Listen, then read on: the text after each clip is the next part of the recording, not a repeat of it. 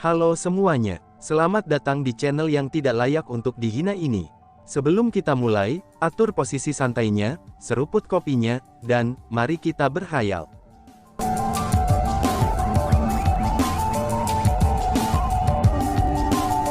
Melanjutkan cerita sebelumnya, Tuan Soujian, pedang itu pasti memiliki semacam asal kan? Seseorang bertanya dengan rasa ingin tahu.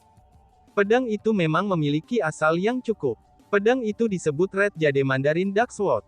Perhatikan baik-baik, tubuh pedang itu tidak ditempa dari baja. Tapi itu terdiri dari blok batu giok yang dipoles, kata Lord Soujian sambil menunjuk ke pedang merah. Sepertinya itu benar, sungguh tak terbayangkan. Satu blok batu giok benar-benar dapat dipoles menjadi persenjataan abadi tidak lengkap dengan kualitas luar biasa seperti itu. Itu sudah jelas bukan giok biasa, dan ini sudah jelas merupakan harta berharga yang langka, ucap kerumunan. Semua orang fokus pada pedang itu. Setelah memverifikasi bahwa pedang itu memang terdiri dari batu giok, maka kerumunan merasa iri yang lebih besar terhadap Yin Zhuanghong. Orang yang menciptakan Red Jade Mandarin Dark Sword, dia adalah seorang spiritualis dunia yang namanya mengguncang seluruh galaksi cahaya suci. Karena sifatnya yang eksentrik dan kesenangan seumur hidupnya dalam mempelajari dao penempaan senjata, maka semua orang memanggilnya sebagai Sword Forge Madman. Karena kepribadiannya, Sword Forge Madman hampir tidak pernah berurusan dengan orang lain. Dia bahkan akan menyimpan senjata yang dibikinnya, dan tidak pernah memberi hadiah atau menjualnya kepada siapapun. Namun pada suatu hari, dia tiba-tiba jatuh cinta dengan seorang wanita. Karena itulah, dia mengambil dua harta berharga yang telah dia simpan untuk waktu yang lama, dan bersiap untuk menggunakannya untuk menempa senjata sebagai hadiah untuk wanita itu. Dua harta yang dia simpan adalah dua batu giok ilahi yang jatuh dari langit. Itu adalah barang-barang yang Sword Forge Madman habiskan dalam jumlah besar untuk mendapatkan kekayaan. Namun meskipun mereka berdua adalah giok yang turun dari surga dan bahan kerajinan yang hebat, tapi mereka berbeda satu sama lain. Satu berwarna biru, dan satunya lagi berwarna merah. Karena itulah dia membuat dua senjata, pedang biru dan pedang merah. The Sword Forge Madman menamai dua pedang Blue Jade Mandarin Dark Sword, dan Red Jade Mandarin Dark Sword. Dia menyimpan Blue Dark Mandarin Dark Sword bersamanya, dan berencana untuk memberikan Red Dark Mandarin Dark Sword kepada wanita yang telah dia cintai. Namun sayangnya, sebelum dia bisa menghadiahkan pedang padanya, wanita itu meninggal. Karena kematian wanita itu, Sword Forge Madman menjadi depresi, dan akhirnya mati. Sebelum kematiannya, dia menghancurkan semua senjata yang dia buat dalam hidupnya. Hanya pedang bebek Mandarin giok biru dan pedang bebek Mandarin giok merah yang terhindar dari kehancurannya. Beberapa orang mengatakan bahwa, alasan mengapa kedua pedang itu tidak dihancurkan adalah, karena mereka mengandung cinta dan kerinduannya pada wanita itu. Karena itulah, ia enggan untuk menghancurkan mereka. Namun, terlepas dari apa yang mungkin terjadi, Blue Dark Mandarin Dark Sword dan Red Jade Mandarin Dark Sword adalah satu-satunya dua senjata yang tersisa, dari semua senjata yang Sword Forge Madman tempa dalam hidupnya, kata Lord Soujian. Dalam hal itu, bukankah itu berarti pedang bebek Mandarin giok merah dan pedang bebek Mandarin giok biru adalah sepasang? Itu pedang sepasang kekasih, tanya seseorang. Mendengar itu, Tuan Soujian tersenyum. Senyum lembutnya memberikan jawaban kepada orang banyak. Lalu kemudian, dia berkata, sejujurnya, Blue Jade Mandarin Dark Sword sebenarnya juga ada di makam Divine Armament, kata Tuan Soujian. Benarkah? Seru kerumunan. Semua kerumunan menjadi bersemangat setelah mendengar kata-kata itu. Pada saat yang sama, mereka mengungkapkan ekspresi antisipasi. Semua kerumunan bisa mengatakan bahwa, Yin Zhuanghong sangat menyukai pedang bebek Mandarin giok merahnya. Jika ada yang bisa mendapatkan Blue Jade Mandarin Dark Sword, mereka dapat menggunakan pedang lain dari pedang kekasih Yin Zhuanghong. Itu hanyalah mimpi seumur hidup seorang pria. Belum lagi yang lain, bahkan Nan Gong Yifan memiliki pandangan harapan yang kuat di matanya. Kapan waktu paling awal untuk makam persenjataan ilahi dibuka lagi? Nan Gong Yifan bertanya pada Dewa Soujian. Semua orang mengerti niatnya dengan mengajukan pertanyaan itu. Dia sudah tidak sabar untuk memasuki makam persenjataan ilahi lagi, itu dengan harapan menemukan Blue Jade Mandarin Dark Sword. Itu sulit dikatakan. Paling awal, itu akan memakan waktu 3 tahun. Jika perlu waktu lama, mungkin diperlukan selusin tahun, atau bahkan beberapa dekade, kata Lord Soujian. Mendengar kata-kata itu, tatapan penuh harapan Nan Gong Yifan sangat redup. Divine Armament Cemetery tidak akan pernah menunjukkan tanda-tanda pembukaannya. Setelah dibuka, itu akan menutup setelah beberapa saat. Jika tidak ada yang menunggu di sana sampai terbuka lagi, akan sangat sulit untuk menjadi yang pertama memasuki makam persenjataan ilahi. Namun, pembukaannya sangat tidak pasti. Bahkan jika dia ingin menunggu, kekuatan di belakangnya tidak akan menyetujuinya. Meskipun dia merasa sangat tidak rela, tapi dia tidak punya pilihan selain menyerah pada pemikiran untuk mendapatkan Blue Jade Mandarin Dark Sword. Saudara Chu Feng, mari kita lihat senjata macam apa itu, kata Kong Tianhui kepada Chu Feng. Meskipun Kong Tianhui berbicara dengan sangat keras, tapi tidak ada yang peduli untuk melihat ke arah Chu Feng. Mereka sama sekali tidak peduli tentang senjata apa yang dipegang oleh pedang Black Iron Chu Feng, karena tatapan mereka masih tertangkap oleh Red Jade Mandarin Dark Sword Yin Zhuanghong. Baiklah, aku akan memeriksanya, kata Chu Feng. Saat Chu Feng berbicara, dia mengguncang lengannya, dan senjata yang dia pegang di tangannya mulai bergetar hebat. Besi hitam yang menutupi bilah itu mulai pecah dan jatuh dari bilahnya. Tiba-tiba saja, kekuatan ajaib dilepaskan dari bilah di tangan Chu Feng. Bas-bas. Tiba-tiba saja, Red Jade Mandarin Dark Sword Yin Zhuanghong yang dipegang di tangannya naik ke atas, dan kemudian menunjuk ke Chu Feng. Setelah itu, pedang bebek Mandarin giok merah sebenarnya mulai bergerak ke arah Chu Feng. Meskipun Yin Zhuanghong memegang erat pedangnya, tapi dia tidak bisa menghentikannya. Segera, Red Jade Mandarin Dark Sword bertabrakan dengan bilah yang dipegang di tangannya. Adapun Yin Zhuanghong, dia ditarik sampai ke Chu Feng oleh Red Dark Mandarin Dark Sword-nya. Bajingan tak tahu malu, apa yang kamu lakukan? Orang-orang dari generasi muda dari All Heaven Starfield sangat marah setelah melihat hal itu. Mereka berpikir bahwa Chu Feng telah melakukan sesuatu untuk menarik Yin Zhuanghong ke sisinya. Ini ternyata bilah itu, kata Tuan Soujian. Apa? Itu benar-benar bilah itu, seru kerumunan. Setelah mendengar Tuan Soujian, orang banyak memperhatikan bahwa Chu Feng tidak menggunakan trik apapun. Tapi sebaliknya, itu adalah bilah yang Chu Feng pegang di tangannya. Bilah itu memancarkan daya hisap. Kekuatan hisap itu sangat aneh, dan itu tidak memengaruhi orang atau benda di sekitarnya. Namun, itu hanya terjadi untuk melepaskan kekuatan hisap besar pada Red Dark Mandarin Dark Sword Yin Zhuanghong, yang saat ini dipegang di tangannya. Kekuatan hisap itu begitu kuat, sehingga bahkan Yin Zhuanghong tidak bisa menghentikannya. Apa yang sedang terjadi? Pikir Chu Feng. Belum lagi yang lain, bahkan Chu Feng menatap bilah dan pedang di hadapannya, itu dengan ekspresi bingung di wajahnya. Tiba-tiba saja, bilah Chu Feng yang dipegang di tangannya mulai memancarkan cahaya terang dan Black Iron yang tersisa jatuh. Ketika cahaya menghilang, orang banyak terkejut setelah menemukan bahwa, senjata yang dipegang Chu Feng di tangannya bukan bilah sama sekali. Tapi sebaliknya, itu adalah pedang. Pedang itu terlihat identik dengan Red Jade Mandarin Dark Sword yang dipegang Yin Zhuanghong di tangannya.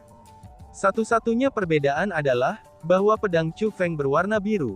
Sampah. Itu tidak mungkin pedang biru Jade Mandarin Dark yang legendaris. Seseorang berseru kaget.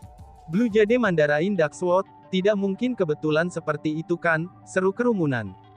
Kerumunan menjadi skeptis. Mereka tidak percaya bahwa Chu Feng akan beruntung mendapatkan pedang biru Jade Mandarin yang legendaris. Namun pedang itu tidak hanya terdiri sepenuhnya dari batu giok, tetapi pengerjaannya juga identik dengan Red Jade Mandarin Dark Sword. Demikian juga, itu juga memiliki kualitas yang luar biasa, dan merupakan senjata kualitas terbaik, bahkan di antara persenjataan abadi tertinggi yang tidak lengkap. Yang paling penting adalah, kedua pedang itu saat ini saling menempel, dan memancarkan semacam reaksi khusus. Kedua pedang itu memiliki aura yang sangat tajam dan sombong. Namun ketika aura mereka bercampur satu sama lain, mereka benar-benar harmonis. Mereka seperti dua kekasih yang sudah lama tidak bertemu, dan sangat antusias untuk bertemu lagi. Jika ada yang mengatakan bahwa mereka bukan pasangan, praktis tidak ada yang akan percaya. Dia tidak mungkin benar-benar seberuntung ini. Semakin banyak mereka mengamati, maka semakin banyak kerumunan tidak dapat menghibur diri mereka sendiri. Mereka tidak punya pilihan selain mengakui, bahwa itu mungkin benar-benar Blue Jade Mandarin Dark Sword. Itu memang Blue Jade Mandarin Dark Sword. Tepat pada saat itu, Lord Soujian tiba-tiba berbicara. Begitu Lord Soujian berbicara, terlepas dari apakah orang banyak ingin menerima kebenaran atau tidak, mereka tidak punya pilihan selain menerimanya. Lagi pula, tidak ada seorang pun yang tahu senjata di dalam makam persenjataan ilahi lebih baik daripada Lord Soujian. Tidak bisa dipercaya, ini benar-benar tidak bisa dipercaya. Sepasang pedang ini benar-benar muncul pada saat yang bersamaan. Bahkan Lord Soujian berseru dengan terkejut. Chu Feng, kamu benar-benar beruntung. Kamu benar-benar mendapatkan Blue Jade Mandarin Dark Sword. Ketika Kong Qi mengatakan kata-kata itu, ada rasa iri yang tidak bisa disembunyikan dalam suaranya. Meskipun kota tubuh kerajaan ilahi miliknya juga memiliki persenjataan abadi yang tidak lengkap, tapi persenjataan abadi yang tidak lengkap dengan kualitas seperti itu terlalu langka. Selain itu adalah senjata yang diperoleh dari makam persenjataan ilahi. Tidak mungkin kebetulan seperti itu. Saudara Chu Feng, katakan yang sebenarnya, apakah kamu berhasil melihat sesuatu? Kamu dapat melihat senjata di makam persenjataan ilahi. Kong Tianhui tiba-tiba berkata. Chu Feng menggelengkan kepalanya setelah mendengar kata-kata Kong Tianhui, dan kemudian dia berkata, bagaimana aku bisa melihat senjata di makam persenjataan ilahi? Tentu saja, ini keberuntungan. Orang ini benar-benar beruntung, kata Chu Feng. Setelah mendengar tanggapan Chu Feng, banyak orang membuat pernyataan seperti itu. Namun yang mengejutkan mereka adalah, sebelum mereka bisa selesai membuat pernyataan sinis mereka, Chu Feng berkata kepada Kong Tianhui. Meskipun aku tidak dapat melihat melalui mereka sepenuhnya, tapi aku dapat melihat beberapa hal. Itulah sebabnya aku bilang untuk mengikutiku, jadi, ini salahmu karena tidak mendengarkan, kata Chu Feng. Setelah mengucapkan kata-kata itu, Chu Feng melirik Kong Qi dan yang lainnya. Omong kosong, siapa yang kamu coba tipu? Bagaimana itu bisa terjadi? Kerumunan menggelengkan kepala dalam penyangkalan setelah mendengar kata-kata Chu Feng. Chu Feng, berhenti membual hanya karena kamu beruntung. Siapa yang tidak tahu bahwa semua metode pengamatan tidak berguna di makam persenjataan ilahi? Kata Kong Qi. Setelah mengucapkan kata-kata itu, Kong Qi memandang ke arah Lord Soujian. Lord Soujian, apakah aku benar? Tanya Kong Qi. Bukan berarti semua metode pengamatan tidak berguna. Hanya saja, metode pengamatan biasa tidak akan berguna, kata Lord Soujian. Apa? Rahang kerumunan hampir jatuh karena terkejut setelah mendengar kata-kata itu. Kulit mereka menjadi lebih pucat, dan emosi yang rumit memenuhi hati mereka. Sebenarnya, ketika ayah Chu Feng datang ke makam persenjataan ilahi, dia menyatakan bahwa dia akan mengambil senjata terbaik di sini. Saat itu, banyak orang merasa bahwa dia sedang bercanda. Namun dia benar-benar berhasil. Coba katakan, apakah kalian semua berpikir itu keberuntungan? Kata tua Soujian. Ini, kerumunan merasa bingung bagaimana harus merespons. Karena bagaimanapun, Chu Xuanyuan tidak pernah menjadi seseorang dengan prestasinya, itu bisa dikatakan keberuntungan. Dia selalu mewakili dirinya melalui kekuatannya. Sebenarnya, bukan hanya Chu Xuanyuan saja. Ada juga orang lain yang berhasil mendapatkan senjata yang bagus di makam persenjataan ilahi. Meskipun teknik spiritualis dunia biasa dan kemampuan pengamatan tidak efektif di makam persenjataan ilahi, tapi itu tidak berarti bahwa beberapa metode luar biasa akan tidak efektif. Adapun teman muda Chu Feng, sangat mungkin bahwa dia memiliki satu metode pengamatan seperti itu. Saat Lord Soujian berbicara, dia memandang Chu Feng. Benarkah itu? Tanya kerumunan. Setelah mendengar kata-kata Lord Soujian, orang banyak tidak lagi memandang Chu Feng dengan jijik. Tapi sebaliknya, mereka mulai memandangnya dengan rasa hormat yang sepenuhnya baru. Tentu saja, masih ada orang di antara mereka yang skeptis terhadap Chu Feng.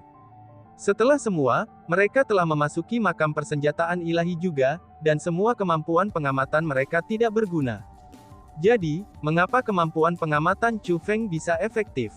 Dengan demikian, mereka masih tidak percaya bahwa Chu Feng memiliki semacam kemampuan pengamatan yang mampu melihat melalui senjata-senjata Black Iron.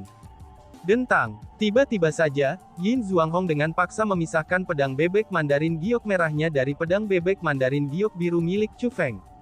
Setelah memisahkan pedangnya, Yin Zhuanghong mengeluarkan kantong kosmos dan melemparkannya ke Chu Feng. Untuk apa ini? Tanya Chu Feng. Dia bukan satu-satunya orang yang bingung, bahkan para pengamat juga bingung. Anggap saja itu hadiahmu, karena memanggilnya untuk perhagaanku, kata Yin Zuanghong yang memiliki ekspresi dingin di wajahnya. Setelah mengucapkan kata-kata itu, dia berbalik dan pergi. Penghargaan, apa artinya itu? Kerumunan melihat ke Chu Feng, dan mereka semua merindukan jawaban. Mereka memiliki firasat buruk di hati mereka. Adapun Kong Tianhui, dia langsung bertanya kepada Chu Feng. Kakak Chu Feng, mungkinkah kamu yang memilih pedang untuk kecantikan besar Yin? Tanya Tianhui. Apa, dia yang memilihnya? Seru kerumunan. Kong Tianhui telah bertanya kepada Chu Feng apa yang semua orang ingin tanyakan. Pada saat itu, tatapan orang banyak kepada Chu Feng telah berubah. Menghadapi tatapan kerumunan, Chu Feng mengangguk dan mengangguk. Oh surga, seru kerumunan. Begitu dia memastikannya, kerumunan tidak lagi bisa tetap tenang. Mengelola untuk memilih persenjataan abadi tidak lengkap, itu merupakan keberuntungan. Namun untuk memilih dua persenjataan abadi tidak lengkap, dan pedang sepasang kekasih itu, ini pasti bukan keberuntungan. Chu Feng pasti memiliki sarana untuk melihat melalui senjata di makam persenjataan ilahi. Pada saat itu, orang banyak tidak lagi memandang Chu Feng dengan keraguan dan skeptis. Namun sebaliknya, mereka menatapnya dengan iri hati. Pada saat yang sama, mereka juga sangat marah. Untuk dengan sengaja memilih pedang kekasih, kerumunan merasa seolah-olah mereka telah menyadari niat Chu Feng. Chu Feng sangat tertarik pada Yin Zuanghong, dan dia melakukan itu dengan sengaja. Persetan, saudara Chu Feng, mengapa kamu tidak mengatakan itu lebih cepat? Jika kamu mengatakan bahwa kamu memiliki kemampuan seperti itu, aku pasti akan mengikutimu. Kong Tianhui membuka mulutnya lebar-lebar dengan ekspresi menyesal di wajahnya, dan bahkan dia sepertinya akan menangis. Aku menyuruhmu untuk mengikutiku, tapi kamu sendiri yang menolak, balas Chu Feng. Ketika Chu Feng mengatakan kata-kata itu, dia juga melihat ke arah Kong Qi, Long Ning dan Xian Yun. Kamulah yang tidak menjelaskan dirimu dengan benar. Jika kamu lebih kuat, kami mungkin akan mengikutimu, kata Kong Qi. Sikap Kong Qi sangat keras, dan seolah-olah yang salah adalah Chu Feng. Itu betul. Saudara Chu Feng, mengapa kamu tidak mencoba membujuk kami? Jika kamu mencoba membujuk aku pasti akan mengikutimu. Kong Tianhui secara praktis memiliki sikap yang sama dengan adik perempuannya. Bahkan gadis Long Ning itu juga mengangguk secara belak-belakan. Melihat reaksi ketiga orang itu, Chu Feng pun menyadari. Ternyata menjadi tak tahu malu itu sebenarnya bisa menular. Selain saudara Chu Feng, kamu benar-benar tidak tahu malu, kata Kong Tianhui. Persetan, bagaimana aku tak tahu malu? Kata Chu Feng yang tampak jijik saat dia memandang ke Kong Tianhui. Pandangannya itu sepertinya mengatakan, kamulah yang tak tahu malu. Aku sudah mengajakmu, namun kamu tidak mendengarkanku. Namun sekarang, kamu malah menyalahkanku, kata Chu Feng. Tentu saja kamu tidak tahu malu.